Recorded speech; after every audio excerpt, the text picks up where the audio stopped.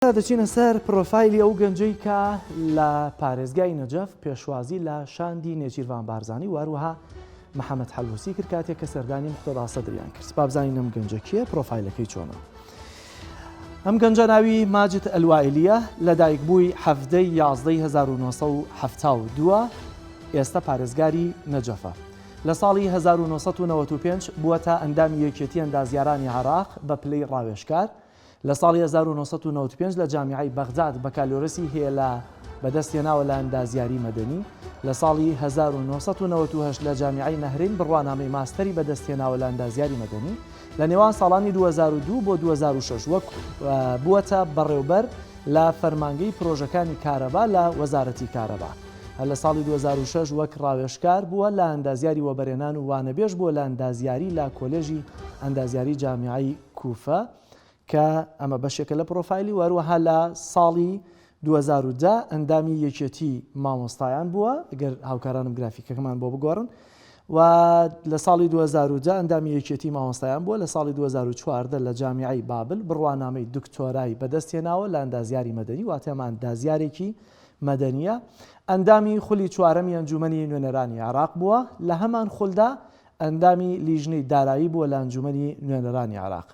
لە ئێستادا پارێزگاری نەجەفە، هیچ پەیوەندیەکی خزمایەتی لەگەڵ مقتەدا سەدر نییە کە پێشوازی لە شاندەکەی کردبوو کە سەردانی مقتەدا سەدریان کردبوو. بەڵام هۆکار چییە کە ئەم جلوبەرگانەی لەبەر کردبوو کە ئەگەر لە وێنەکان هاوکارمامە وێنەکانیان لابێت پیشانمان من بۆی کە کاتێک کە پێشوازی لە شاندی نێچیروان بارزانی و محەممەد حەلووسی دەکا جلوبەرگی کار و کەسابەتی لە ئیشکردنی لە بەرابوو وەکەوەی کە لە وێنەکانە دەردەکەوێت. لە هەمان کاتە هەندێک دەرنەفیز و ئەمانی پێوە بوو، ئەمەی کە بازنەخ سوورەکەی پێوەیە بە دەورا کێشاوە ئەمە ماجد ئەلوائیلیە لەم کاتەیە کە پێشوازی لە شاندەکان دەکا.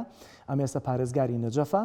وەکەوەی کە هەواڵمان پرسیوە لەوەی کە بۆچی ئەم جلوبەرگەی لەبەر کردووە لەگەڵ ڕاگەیانەکەی کە قسەمان کردووە، دەڵێ ئامانجی لەبەرکردنی ئەم جلوبەرگە چەندها ئەوەندەیە کە دیارە دەیەوێت بڵێ ئەم پارێزگایە لە ئێستادا لە هەموو شتێک زیاتر پێویستی بە خزمەتگوزاریە و لە ئێمە سەرقاڵی خزمەتگوزارین و لەلایەکی درەوە بە بەردەوامی لە زۆرینەی کاتە بەم جلوبەرگەوە سەردانی پرۆژەکان دەکا لە ناو پارێزگاکەدا، بۆیە بە بەردەوام لەسەریشە گەنجێکی زۆر پڕوزەیە پڕئیشە کە سەرقاڵ بووە بە کار و پیشەی خۆیەوە. وارێکی دیکە لەو پاسەوانە نەبوونی دەرفەت بوو لەوەی کە بچێت جلوبەرگێکی فەرمی ڕسمی لەبەر بکە لەوەی کە لە پێشوازی لە شاندەکە بکە. واوەشی کە ئەماڵ بژێراوە چەندها وەکو ئەوە بووە کە پارێزگاری نەجەفە بۆیە وەکو پێشوازی لە شاندێکی ڕسمی کردووە کە سەردانی پارێزگاکەیان کردووە. لە هەمان کاتە یەکێکی دیکە لە مەبەستەکانی کەم جلوبەرگەی لەبەر کردووە بۆ خودی سەرۆکی پەرلەمان بووە